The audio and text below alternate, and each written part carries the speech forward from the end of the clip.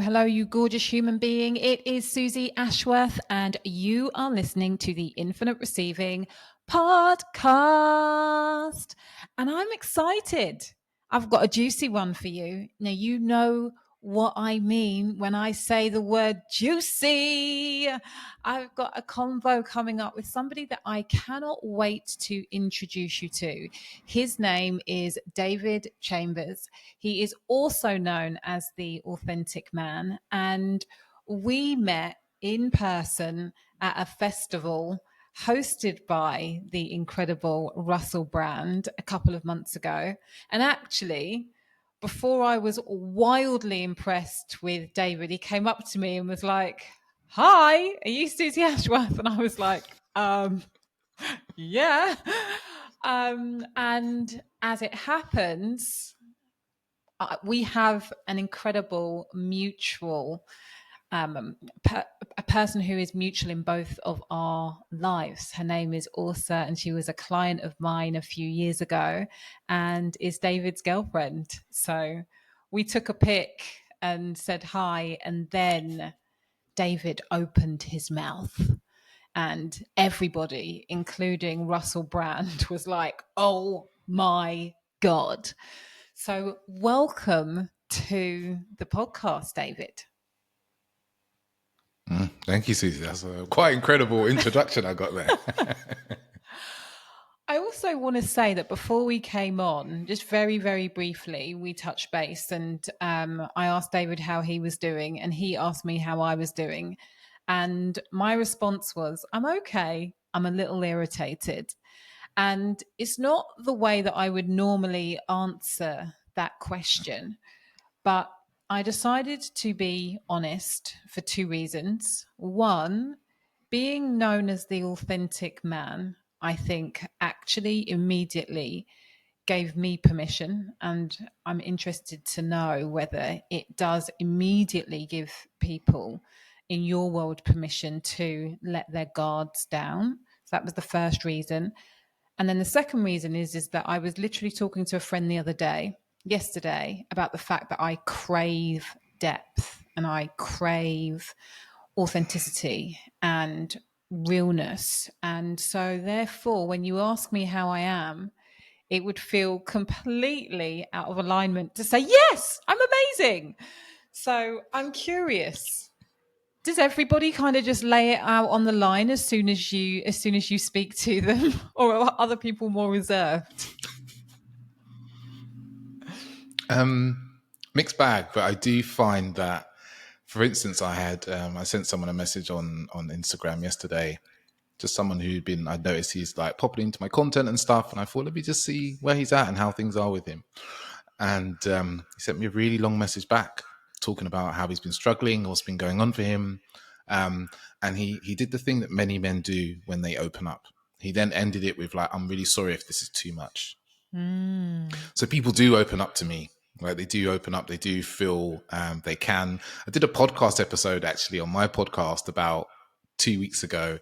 And the guy, within like 5 minutes of being on there, he just kind of stopped him and was just like, "Listeners, you probably haven't experienced David in this way, but I'm sitting here and I just feel like I could tell him my whole life story." Yeah. So yeah, people do often really tell me what's going on for them. And I listen, and I'm interested, I'm interested. How would you describe what it is that you do?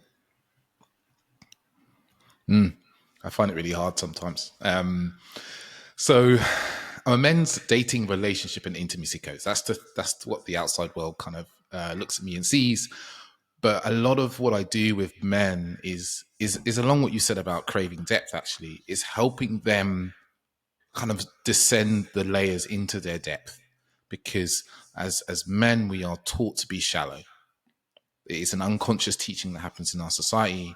We are taught to be shallow. We are taught to just be in the doings of life and to be engaged in what's shallow. And we are scared to go to the depths of things. So that affects our relationships, that affects the level of intimacy we can have, both sexual and non-sexual intimacy. But it also affects us in the way that our authenticity, because we're in the shallow end of life. So we're just doing the things that we think we should be doing. We get the job we should be getting. We marry the person we think we should marry. but we don't get in touch with our own authentic core of go like, what really lights me up? So a lot of men I come into contact with, very successful men in their lives, but they've just followed the kind of blueprint, the relationship and life escalator that was laid out for them. So I help them start to look at their lives, look at themselves, and we explore. We explore and we find, and then we sometimes have goals, and sometimes it's just an exploration. How long have you been doing this work? So I've been doing this work in this guise for about 4 years. 4 years now. Okay. What brought you to it? A story of pain, I guess. We start off like I grew up as a young boy. I grew up in East London. I grew up on the East London Essex border.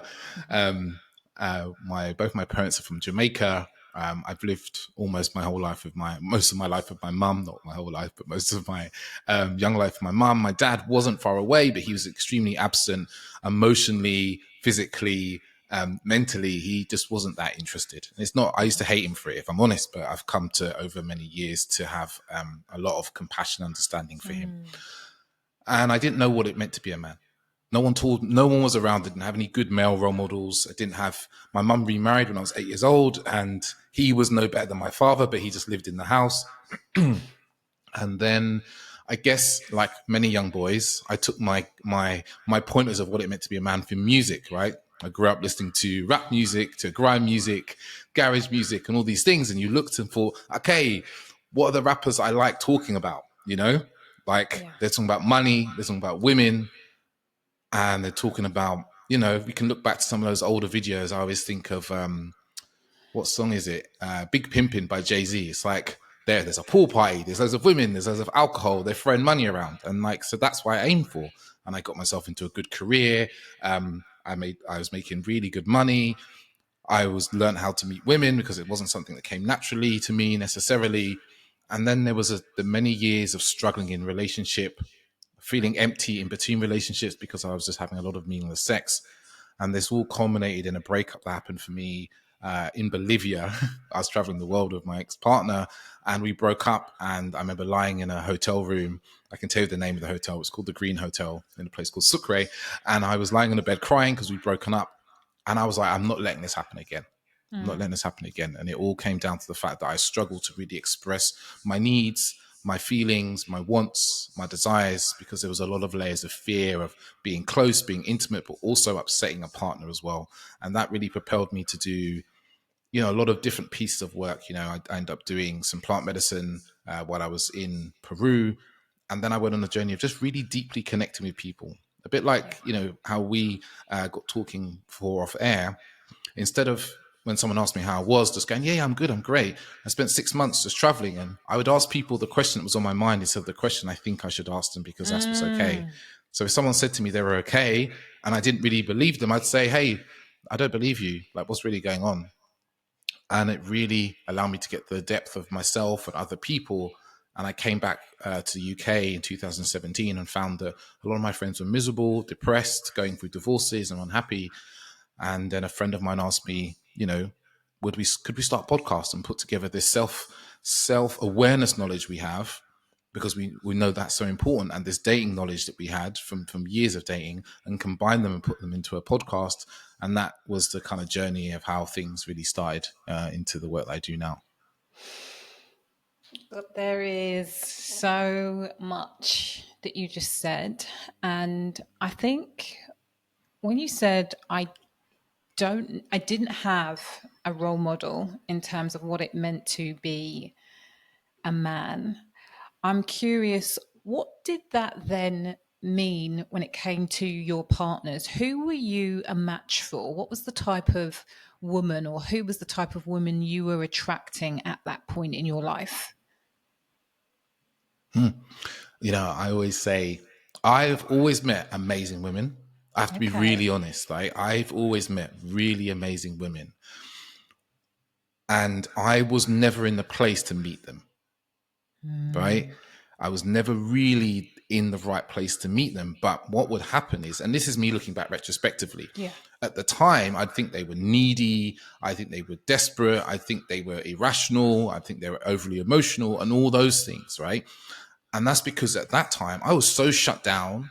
I was so logical. I was very rigid in my belief. I was very like black and white, like this is right, this is wrong. What you're doing is wrong. That's it. I was probably constantly gaslighting.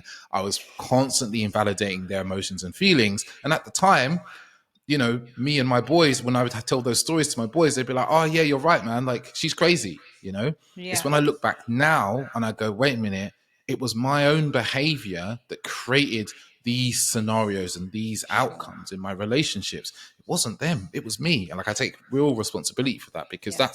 that's been the key to me moving forward and being powerful in my love and dating life. I think it's really interesting because now, as a 44-year-old woman who has gone back into, well, I say back into dating, I never dated before. When I met my ex-partner, you didn't really date. That was an American term. You went out, you went to the pub, you got pissed, you met someone, you liked them, and basically you were together until you weren't together. You weren't dating. And so it's really interesting because I think that a lot of the mindset that we as women have now are, I'm attracting what I'm a match for. And so if we are attracting emotionally unavailable men, or men who, my friend said the other day, I think he might have written the check but doesn't have the money to pay for what he said that he wants. And I really I loved that phrase.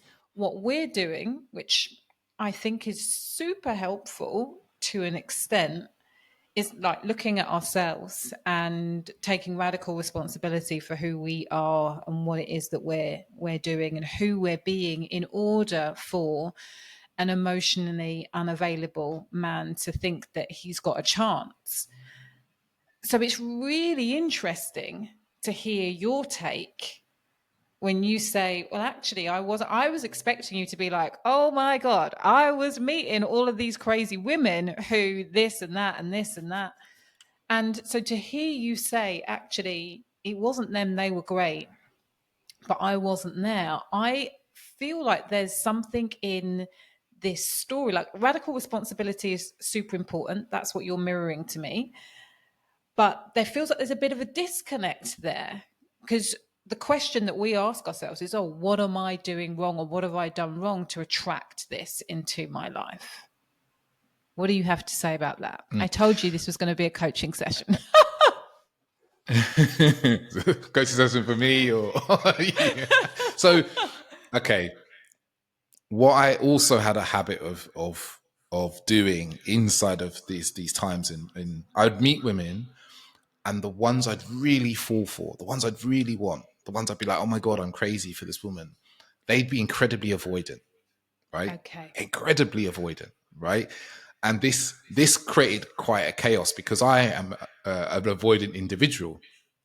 But put into this dynamic of being with someone who I really want, who's avoidant, I wouldn't say necessarily become really anxious, but I kind of flip between like wanting it and not, and I can't be bothered, right? So it kind of, I mirror to them the hot and cold that they're mirroring to me Yes. because I didn't want to seem too keen and so forth. So what I'd find is I can think of like maybe 3 or 4 women, one of which is I'm still good friends with her actually, where they were terribly unavailable, like incredibly unavailable, right? But it would be a very hot and cold situation where I would go out on a date, we'd have a really good date, and then we'd text for a while, and then they would disappear off the face of the planet for a month. But I'd be like, okay, cool, they're gone. Yeah, cool. And I'd get with my life and maybe drop them a message once or twice. And then they would be like, hey, David, let's do something. And then and it could go back and forth like that. And it really culminated in a particular relationship, which is probably really worth mentioning, is that I was dating somebody and we had so much in common. We got on wonderfully. She introduced me to Tantra. We went to festivals together and all sorts. And it culminated in me one day waking up at her place and being like, I love you. And her reaction was like, we need to stop this now. And in that moment, the very thing that I'd always been afraid of, which is liking someone more than they like me, Yeah. right? That's been something I'd always avoided kind of consciously and unconsciously to avoid being hurt. It occurred in a split second, right? Absolutely broke my heart.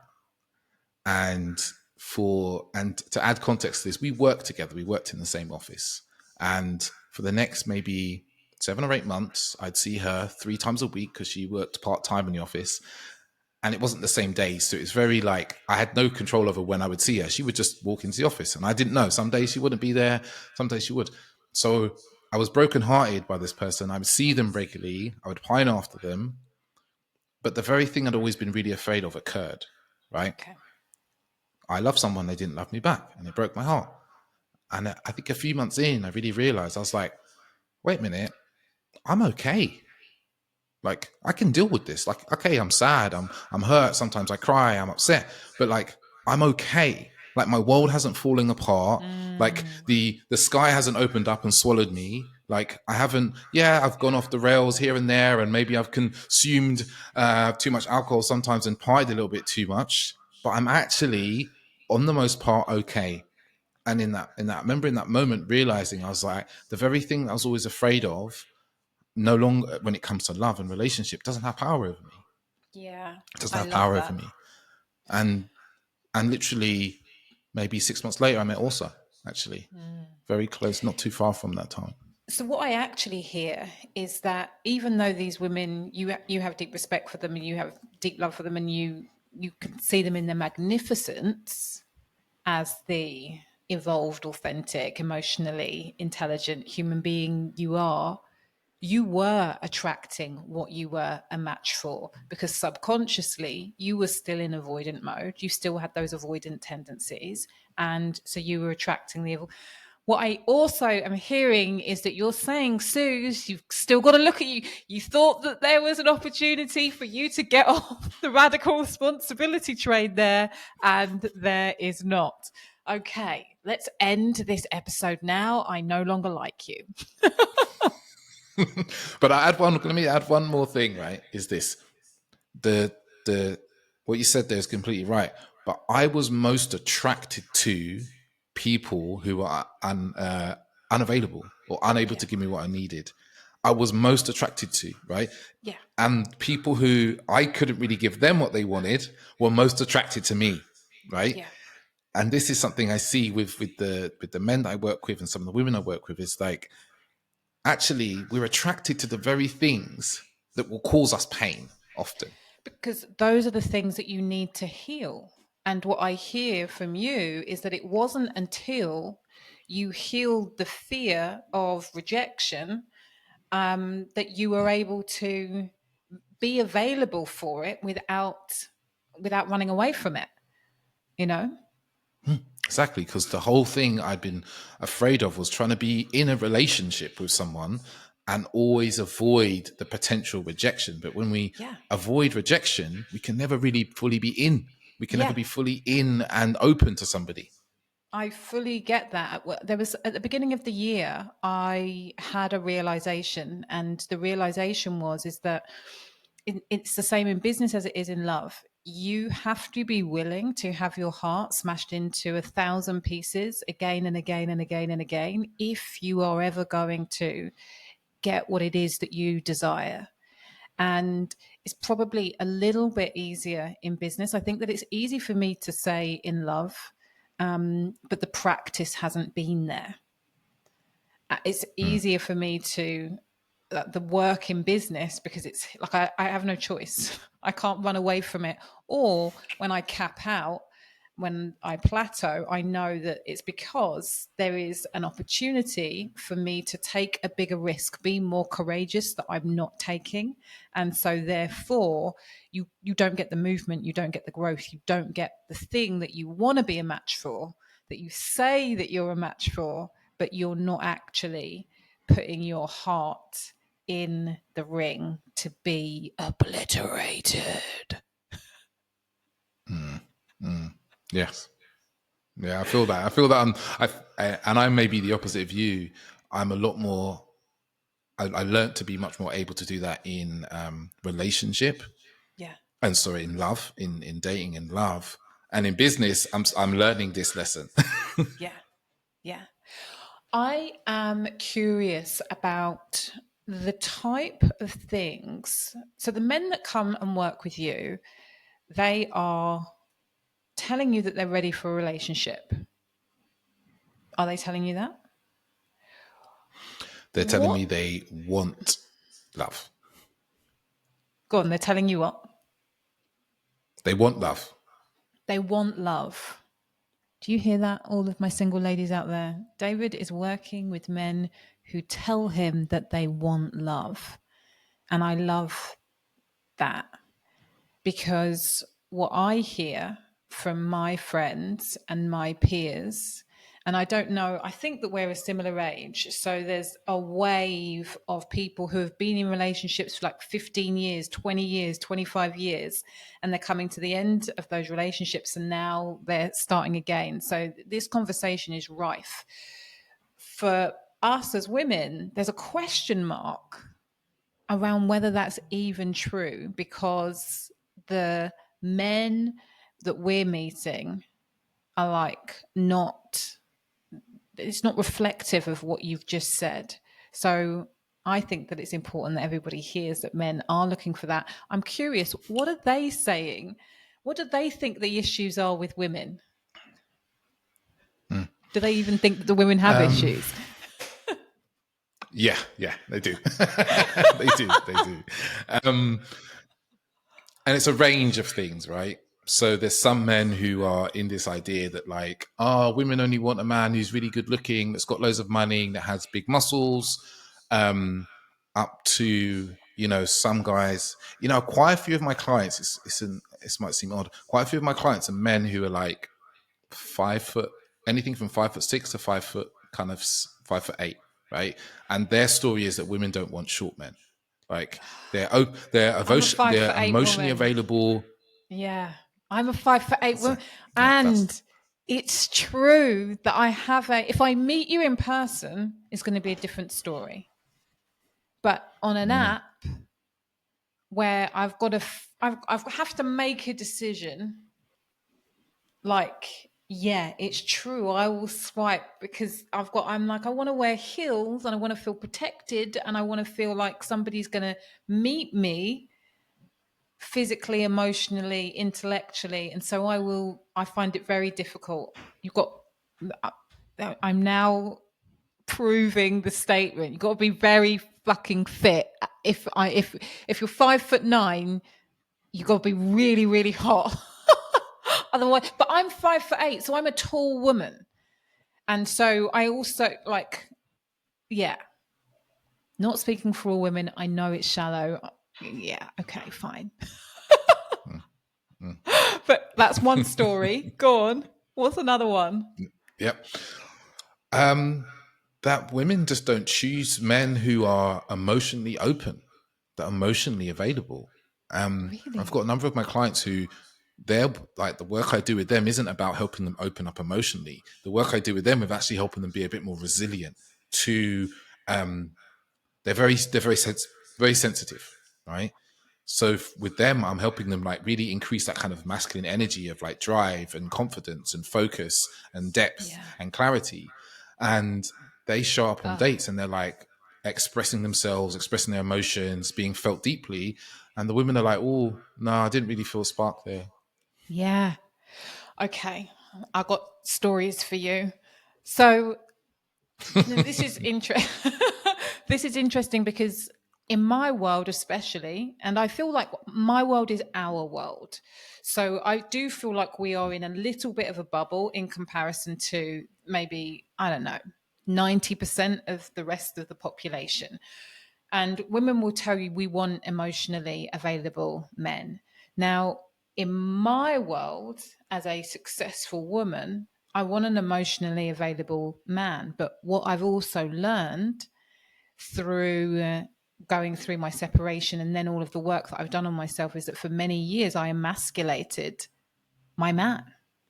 And so this thing about polarity is really, really present. It's a conversation that I'm having all of the time with my girlfriends, with my mentors, all of the time about how, as a woman who is in a successful position, How do you really allow yourself to be in your feminine? How do you really allow a man to be in his masculine? So when I'm chatting to a guy for the first time on the phone and we're going deep and it's like feeling great, and then all of a sudden he starts crying because he's thinking about his grandpa who passed away like 20 years ago on a first conversation, I'm like, this guy's so in his feminine, he's never going to be able to be like man up for me enough to step out of my masculine.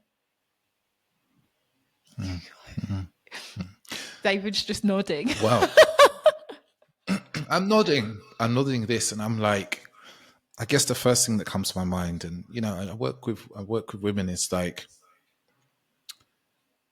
especially women of our age, our generation. Like, I'm 39, just so I'm clear. Yeah. Like, there's a Can I just say he just said our age. I just need to point out he just said our age, and he is younger than me. I did think I said 44 earlier on, but I just want to, I could be 39, and that's important. Anyway, it's very important.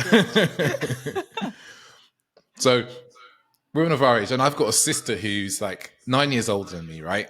Very successful woman. She's like top of her game in the fashion world. Like this, she's doing her thing. And what I see with a lot of women is we've gone through the phase of feminism, right? And feminism, in my opinion, what feminism done is help women connect to their masculine energy, right?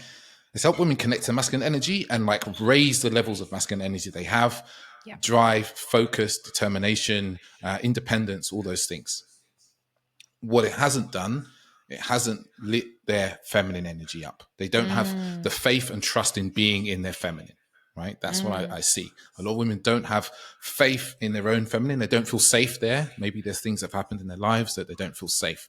So they're looking for a man to say, hey, I need a man who can make me feel safe in my feminine, right?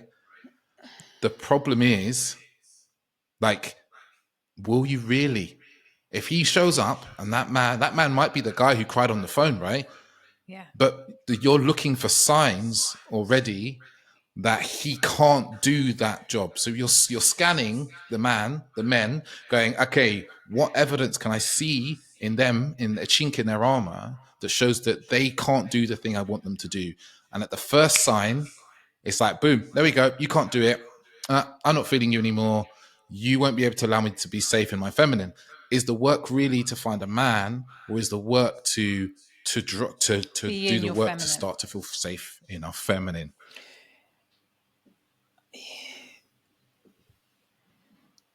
I mean, always it's up to you. There feels like an and there.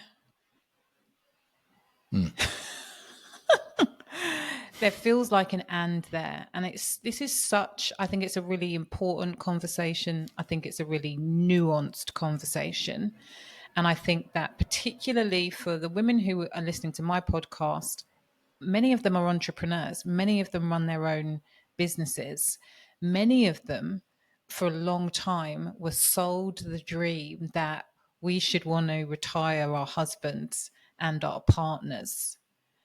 And what that has led to, for the first time, like we are experiencing these issues between masculine and feminine and what it means with the context of feminism and the context of the Me Too movement, and so many different layers where I feel that men actually don't know what the fuck that they are supposed to do, because they are afraid that we're going to be like, you can't do that, you can't do this, you're looking at me like this. A friend of mine was saying when she was in Italy, this guy saw her from across the road and was like, oh, ciao, Bella, and just was all wildly expressive, and then got on his knees and was like, you need to come with me. And she said in Italy, that was hilarious. If a guy had tried to do that to her in the States, it would have been like, I'm calling my lawyer. Like, very like different mentality. And I think that you've got women in masculine who have to act, they're not masculine roles. We have to access our masculine energy in order to get shit done, and we do. And then we've been told that we want to retire our husbands so they can choose to do whatever it is that they want to do. But in often, but not always, this is the conversation, and also my own experience, is in the retiring of the husband, you remove a lot of their. It's easy to emasculate. It's easy for you to become the mother, and it's easy for you to, I suppose, just dominate, just be in that masculine energy more and more and more. And there's this dance between, I want you to step up, but like you just eloquently, articulately painted the picture of, not allowing them to step up because you don't believe that they can do it as well as you can do it, because they haven't been doing it because you've not been letting them do it. And then you move into, so then you have the separation, then you move into the dating and you desire it. But I also think there's just a whole new relearning of what it means to be in your feminine. What does it mean to be in your feminine versus a surrendered wife? And what does it mean to be in receiving mode versus expecting the guy to take the lead on everything? Like, what does equality mean? There's so many. It's confusing for everybody, I think. What do we Yeah, do? it is. It's incredibly confusing. It's really confusing because we've got like societal issues, equality, women's rights, and all those things, and then we have our relationships, and like a lot of the time we're trying to pull that societal ideas into our relationship, like, and create equality in a relationship, which, you know, I think that it doesn't always work. We got to look at the human being in front of us, right? And go, like, for instance, me and also, we play to our strengths, right? We play to our strengths. What does Like, that I'm mean? really strong at holding space. Like, one of my strengths is holding space and listening. Yeah. So like, I hold a lot of space. I listen. I can be really attuned to what she's feeling. Right. So, any given day, like, she can open that door, there's a door behind me to my office, and I can almost know exactly what she's feeling, what's going on for her, right? And I can respond to that. That's part of my range as a man. A lot of men don't have that range. Yeah. Their range is very small and very small. She's actually really organized and structured, right? So she brings a Okay. lot of organization and structure. Yeah, that's part of her makeup, right? She's very organized and Yes. structured. I'm quite adventurous and free flowing as a person. So like, if we've got to plan a holiday, I'll be like, let's book the flights first, and then book the place we're going to stay, and then we're done. Like, when we get there, we just see how the days roll and Yeah. do what we want, and we'll find food, we'll meet people to tell us what's good. When we first met, when I said that to her, that was like panic stations for her. She was like, what? Like, you want to just not have a plan and have it all organized? I was like, no, it'll work. Like, we'll just rock up and it all happens. And we play into our strengths sometimes, a lot Yeah. of the time. And that might look, and it's, for instance, like, she's going through a phase, and has done in our relationship, of really stepping into her feminine more and more. And that's meant that, like, she's gone from wearing lots of black clothes all the time and being very business to, walking around the house naked, or wearing lots of color, or cooking lots of food, because she's really interested in Yeah. trying out new recipes. Now, if someone from the outside looked, they would go, oh, you seem like you've fallen into those standard kind of, like, she does the cooking, you Yes. you pay the bills, you manage the money. And it's like, well, no, there's a nuanced part to that actually, for both of us, there's elements of growth there. Now, it's confusing because it's like, one of the things you said as well is, like, retiring the husband, right? One of the most important things a man needs, and I see this with so many men, is they need a sense of purpose. A sense of Yes. purpose and meaning. Like, the reason why so many men are struggling in this day and age, from the top of society, men who are very affluent, who have amazing jobs, who run businesses, to men who are struggling, they're homeless, they're deep in mental health issues, is a lack of meaning and purpose in society, in their own lives, in their own families. So this piece about purpose is so vital, so vital across the board, because when a man doesn't feel like he has purpose and meaning, then he's like, well, why do I exist? What am I here for? Right? And it creates a lot of separation, a lot of unhappiness internally. So I think the idea around retiring the husband is a beautiful idea, but there will still need to be some level of purpose and meaning for himself. Meaning, and that meaning is something we have to find for ourselves in our lives. You know, no one can really give us meaning. Like, I am curious because I think that a lot of people will listen to this and go, well, yeah, I had the idea about retiring my husband, and I work and they become the primary child carer. And that's what women have done for a millennia. Why isn't that enough purpose? And I want to say that whilst I know that that is enough purpose for some, I'm curious to hear your perspective on this. I agree with you. I think for some men that's really purposeful. Like I know a guy who he cares for his two kids.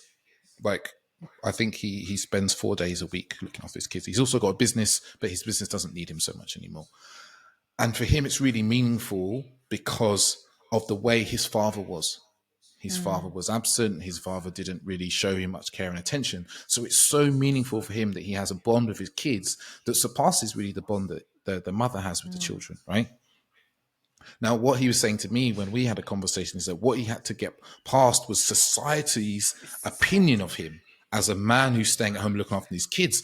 And he said that was really intense. He said he would go to, and then we add in the level of mistrust and distrust of men, because he said he used to go to like school to pick up his kids. Yeah. And the other women who were picking up their children were almost like, what's this man doing here? Like they Yes. weren't outgoing towards him. They didn't try and bond with him. It was almost like, who's this dude and why is he here? Like, what's wrong with him? Why is he looking after the Yeah. kids? Is he a And then pervert? his friends, the male friends that he had, they were all like basically just beating down on him, being like, oh, you're not a proper man. Like, and he was getting those messages from going to the schoolyard and picking up kids. And he said he felt incredibly lonely because he goes, when a new woman would go into the school to pick up her kids and they were new, that all the other women would be like, hey, how are you? Where are you from? And get to know them, right? He would go there and he would just be ignored because he was a man. So, and I also wonder, like you said, there's that suspicion of men, the othering of men that happens when there's groups of women that occur that he kind of received. So for him, he had to do a lot of work to move past that. And I think he found like stay-at-home dad groups, like online groups to connect with and talk to that helped him. But for a lot of men, that purpose isn't enough for them. And that's Why do you individual to think that each man, is? right? Do you know I what? I just want to think, add go on. one thing. I think the other reason why women don't necessarily gravitate towards men at the school gate, and I said this to my son the other day because I was taking him to rugby. So obviously it's way more men and very few women. And he was like, "Oh, why don't you go and speak to Tom's dad?" And I'm like, "I'm not gonna go like." And when was saying speak, it was like go for a drink. I'm like, I'm not going to go for a drink with Tom's dad as a single mum. Like that's a no freaking no. My son's like, why? And I'm like, you just don't. Like, so I think that also maybe that is a layer. Like, we don't know who this guy is and what his status is. Oh, he's single. Oh, okay, great. We're all going to chat. Yeah. Yeah. Maybe. Why don't I think it's enough? I think that I also add into this, I don't think that raising children for a lot of women is enough purpose. Like, I Now think there's a lot that of women out feels there. like an even more controversial statement to make. And Yeah, I I think it's true. need more than that. Yeah. Not Yeah, to say I that think it there's is a not lot of women enough. out there. We're all individuals. I have to have Susie and mum. It can't be only mum for me. Both of us have to exist. Some of us have a drive to have worldly impact, right? To impact other beings in a positive way. And for some people, that might be through business and coaching. For some people, like my mum was a social worker, right? And she loved it. She loved being a social worker. It was really meaningful to her, right? To help kids. foster and adoption, and it's quite deep when I really think about it. It's because to a certain level that she was fostered when she was a kid, not Yeah. officially. You know, this is back in like 1960s Jamaica when her mother left to come to the UK and left her there, Hmm. right, with a family who looked after her until she was in her late teenage years. So it's like my mum went and did this work that was meaningful to her, that she could help children and so forth. And yeah, she had 4 kids as well. I just don't. I think for a lot of us, that single purpose of just putting all our energy into children and raising of children, I think it's not enough purpose. And I think when we make it our sole purpose, there is a level of kind of almost enmeshment and codependency that can occur. And I Hmm. wonder how healthy that is for children as well. So I think that it's not a case of is it enough purpose for men? Is it enough purpose for human beings in general, for our existence to be just about our children? Because if you look in, like, I spent some time in the south of Ethiopia in some of the rural villages there. And what you notice there is the standard kind of division. Like the men go off and look after all of the goats and the herds and all sorts, and basically do nothing most of the day because they just watch them in the field and they talk and they fix stuff and build stuff. And the women nurture the village. They nurture the village, they nurture each other, they look after each other, they look after the women who are expecting children. Some of the elder women will help with giving birth and advising and eldership and all these things. So what I really saw there was like, oh yes, the women are also looking after children, but they're not just looking after their children, they're looking after the whole village Yeah. as a nurturing kind of activity. Yes. So their purpose actually isn't just their children, their purpose Yeah. is the nurturing of the The entire village and its kind community. of social health. Yeah. I love that. And for men, what I hear and also witnessed is that they don't have that experience because they are isolated. Yeah. Yeah. You spoke about the othering of men. What did you mean with that statement? I think that let's give some context to what I'm about to say. I was born in the mid 80s. So I've grown up in a house. I've got 3 sisters. So I grew up in a house of women, right? Predominantly a house of women. And I have seen, rightly, the movement for bringing women up, right? Across the board, Yeah. right? See, I saw it at school. I saw it through university. I've seen it in companies. I worked in tech for 16 years in corporate companies. There's an active and needed kind of bringing women up, right? And women are very good at coming together, like we're needing help each other. Let's create a group and help each other in the Yeah. workplace, in the office, and so forth. What we're seeing is that it is I say it is totally fine for a woman in particular to really talk horribly about men or a man in public spaces, and there's no backlash. It's like, yep, open season on men. It's open season on men, right? And men often feel like, especially I look at kind of my generation of men, maybe men who are slightly older, maybe slightly younger, they're a bit like, well, I haven't done anything. I've done my best to be a really good man. I've learned about feminism. I treat women with respect and blah, blah, blah. But all I get told is how terrible I am and how horrible I am and how I built this world to help myself. But I'm struggling. I'm isolated. I'm lonely. I'm struggling to get an education. I'm struggling to get a job.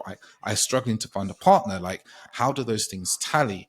And I think that men feel isolated and lonely, and they don't grow up with the kind of social skills that women learn quite naturally to connect with one another. Because Yeah. what we teach men about and boys is competition. I'm regularly having conversations with men in the dating world, and they refer to other men as competition. And I'm like, whoa, dude, we're not all in competition for resources. We're not in that world anymore. Like, there's lots of women out there, there's lots of jobs, there's lots of opportunities. You're not in competition with each other. Collaboration is what creates greatness. But we've been growing up with this idea, this very kind of immature masculine idea of every man is our competition, and it creates a lot of isolation. Plus you add in the fact that men don't have the kind of emotional literacy, emotional expression that women do. So when you Yeah. bring men together, like they're watching football, yeah, it's great, they can talk about the football, but they don't talk about the very important issues that are in their lives, like their depression, their unhappiness, their struggles at work, and all those things, because they don't know how to have those conversations with one another, and they don't know how to listen to those conversations with one another. So often they will maybe turn to their partner and use their partner for all those sorts of conversations. And all it takes is for that relationship to break down. And then suddenly that man, he hardly has any proper friends. He doesn't have a partner. And if he starts to struggle in his work or something like that, he has no one to turn to in the same way that maybe a woman would do, who would be more able to be more vocal and seek help and see that the help is out there. Is this why the rates of male suicide are so, I was going to say so high. I don't know whether they are much higher than they have ever been, but it's certainly a narrative. Schoolboys, older schoolboys, and then men in terms of mental health. Is that the picture that you've just painted? Is that what you think contributes to the number of men saying, I'm tapping out? I think it's a really complex issue. I think that you've got to come down to, like, when I talked about purpose, I think purpose is a really important part of that. You know, I think in this world we look around and go, well, who needs men? Who needs me even as a man, you know? Because one of the most important things is we feel belonging. We feel that someone Yes. needs us and relies on us, right? We stay around, right? We feel connected. But if you start to feel that no one needs you, no one wants you, no one cares about you, and especially now, a lot of guys that I speak to sometimes in the dating world, they feel very invisible in the dating world, right? You know, a lot of women may go on a dating app and they are frustrated with the quality of their matches. Like, oh, they're getting matches, but they're Yes. frustrated with the quality of them.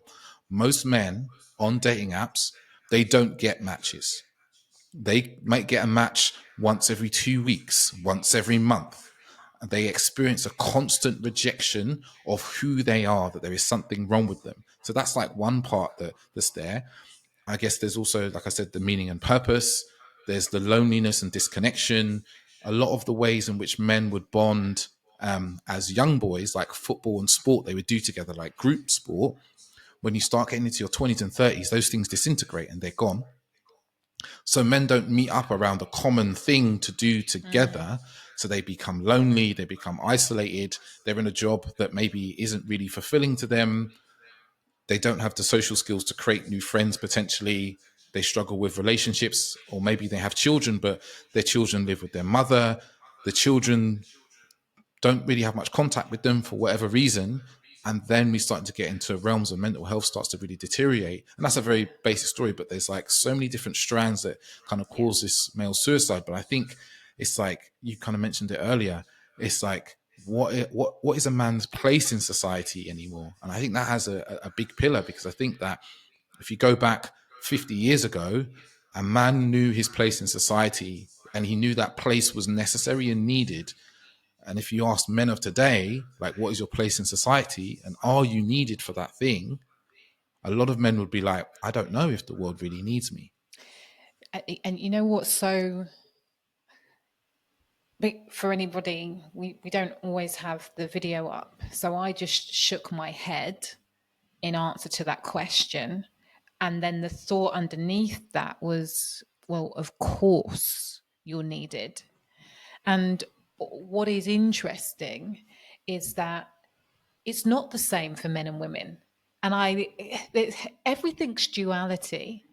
And what I deeply appreciate about this conversation is that there are pieces that I'm like, oh, we feel like that too. So that sense of belonging and feeling alone, that's a common theme that both, and we're talking very, very heteronormative here, but this is because you know, work for the nature of your work, but everybody, I'm going to be inclusive here, that sense of belonging, I think, is something that from a very young age, most people battle with wanting to find where they belong. So that is similar. That's the same. And then you said so many other things. And again, it's the context of our evolution as a society that yeah, it's a whole again.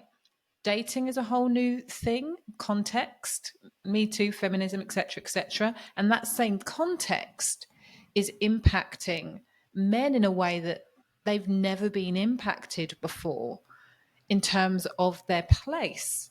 And so I suppose the question, even without fully formulating the question, the answer, one of the words that's coming through to me is compassion. And I think that there is frequently a lack of compassion. But I'm curious, what do you think that the roadmap is for men and women and relationships in this new world? Like, how do we connect? How do we see each other when it feels like, particularly with the apps, that it is set up for such superficiality, and what we're craving is depth and to be seen and to be witnessed? This is the same across both. What's the roadmap for this? One of the things you said there was the word compassion. And this is like a really inbuilt part of the work I do with men. And when I coach women, it's also there. It's like having compassion for each other and learning about each other's way of life, story, pain, difficulty, and advantages, right? Looking at things from different perspective and angles, because it's very easy for us to go, oh man, life's great for them. They have all the power, they have all the money, they have all the control. And then we view every man's action that we meet through that lens. Like, oh, he ghosted me. Oh, that means he's just an evil man. Like he's out of order. When we don't stop and think, wait a minute, why would someone ghost someone? Like I've known clients to ghost women that they met that they really liked because they didn't feel good enough. Yeah. So what I think the roadmap is realizing that I think it's important for men to start to get to know themselves and who they are and bring more of that into the world so they can bring more depth and more clarity and more presence, right, to the women they meet. I think a key part for women is to perspective, perspective and compassion for men, and also the same for men, having perspective and compassion for each other's stories, right? And the superficiality that we have to get out of, we have to consciously let go of the superficiality, because humans have always been superficial, right? But dating apps allow us to do it shamelessly. We can shamelessly like go, I don't want to date anybody who has black hair. But no one's gonna know because I haven't told anyone. And it just magically happens on my app, right? Or like, oh, I'm not going to date anybody that doesn't have a degree, or I'm not going to date anybody who like, oh, they're from up north, or they might sound funny. So it's like, can we consciously pull back on the superficiality? Can we be more open to people, like less judgmental, like off the bat? Because sometimes there's some big judgments we make about people by the use of words or how they look, or something they have in their profile picture. It's like, because we're not like that with people in person. We're a lot more forgiving with people in person, right? And is to also more and more is kind of ask what we want and go for what we want. And this takes a level of confidence and so forth. Like with the men, I'm like, hey, like, oh, you want to talk to that woman? Okay, like, where are you? You're in a coffee shop. Okay, so you need to be mindful. You're in a public place. It's the middle of the day. It might be unexpected. So maybe you're not going to go in and be like, oh my God, you're the most beautiful woman I've ever seen in the world. I'd love to get a number. You may just start talking over whatever coffee she's ordered or something like that. That feels very normal, with a little bit of humor and so forth.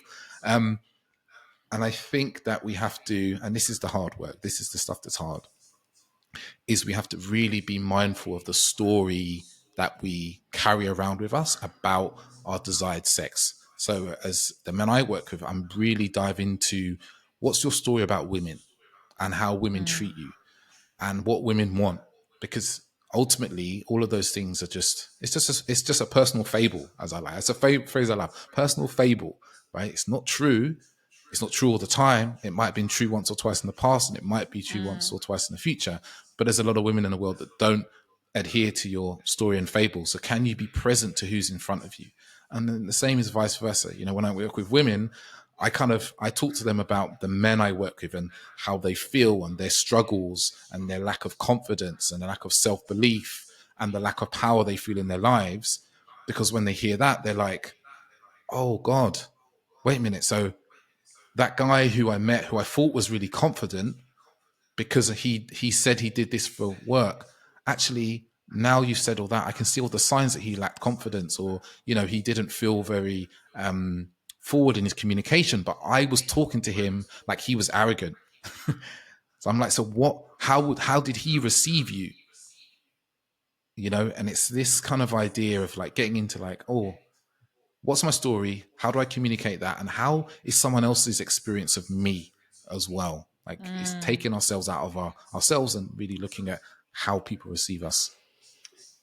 I want to ask you about going back to this masculine and feminine energy piece, because I think as well, for women who really do want to be more in their feminine and express that and celebrate that, it's challenging with the apps when you're having to, like, if you're on Bumble, for example, you're the person who has to make the first move. And I think traditionally, still, society says men should make the first move. And so, and then there's this story that if I'm going to attract a masculine man, a guy that's in his masculine energy, he's going to feel good about making the first move. And yet we know that men are feeling nervous about making the first move.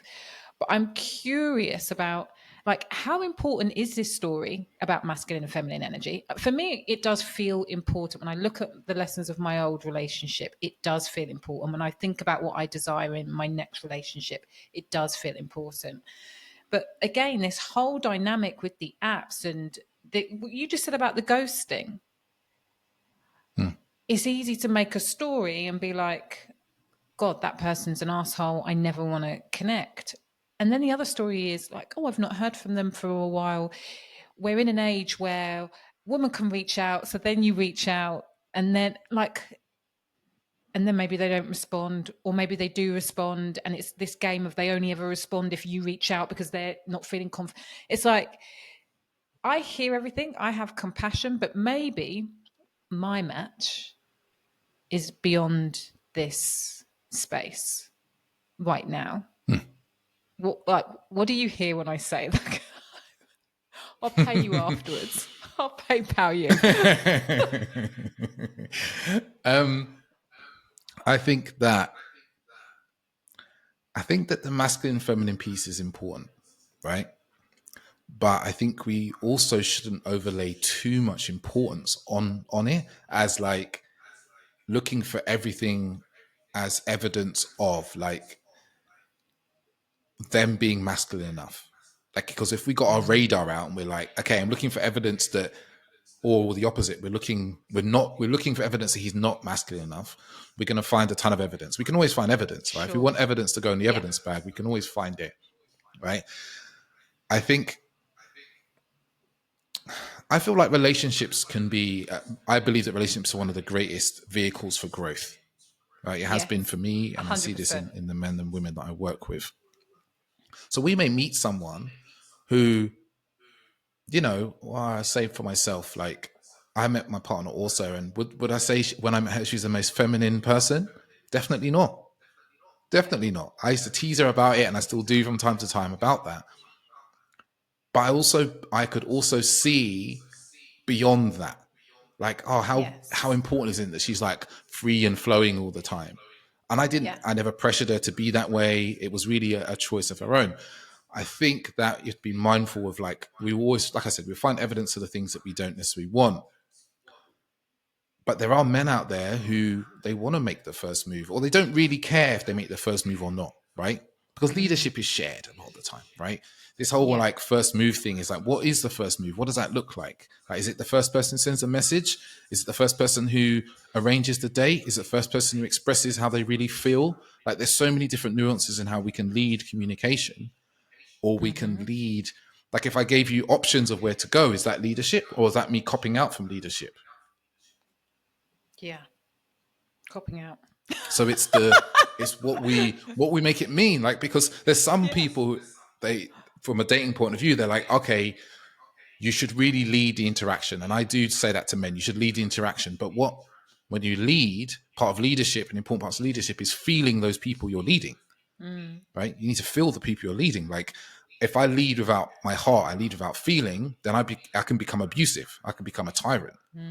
So when I'm checking in for feeling, like, do we interpret that as a lack of confidence in their leadership?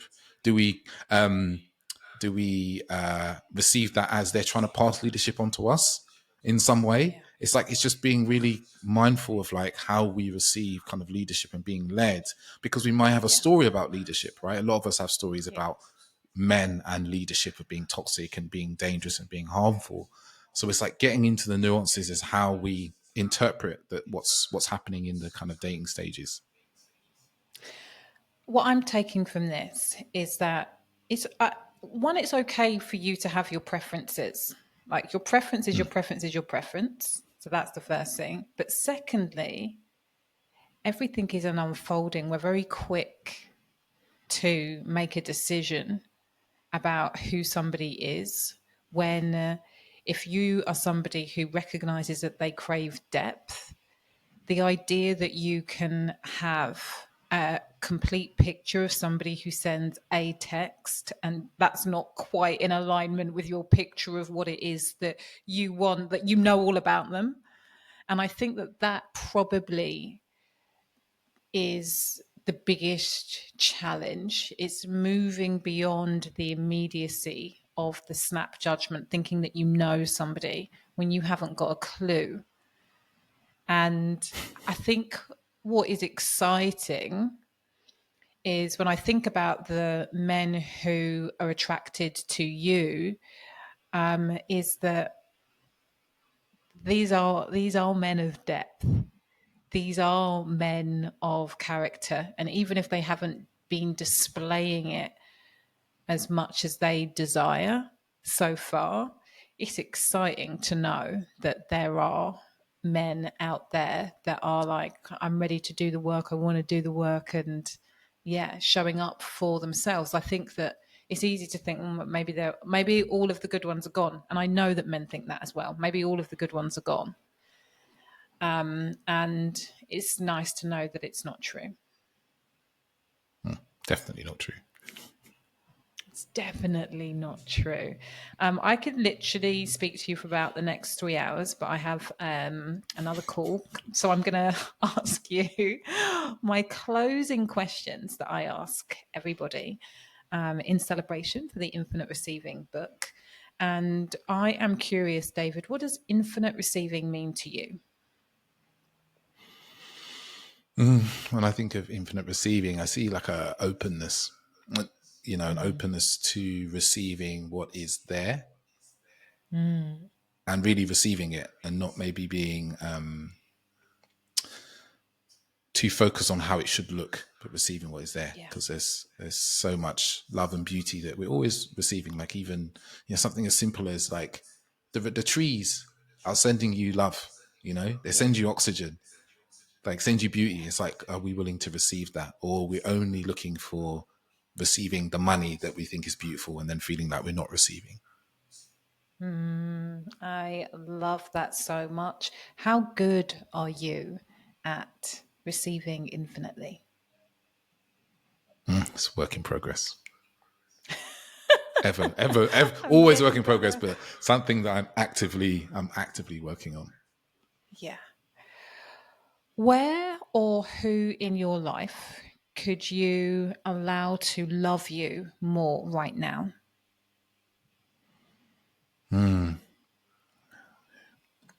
Probably my partner also. Yeah. What is your greatest attribute? Good with people. Good with people. Yeah. What are you consciously working on manifesting right now?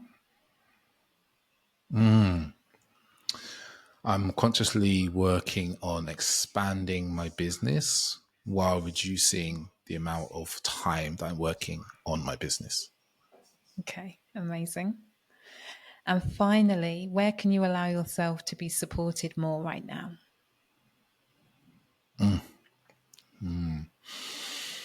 I think I could allow myself to be supported more in like seeking out people that have treaded the path that I'm walking on and I'm moving towards, which is towards family, which is towards more business, and like using them as sounding boards, not necessarily as like coaches, but as just like that kind of Okay. mentoring.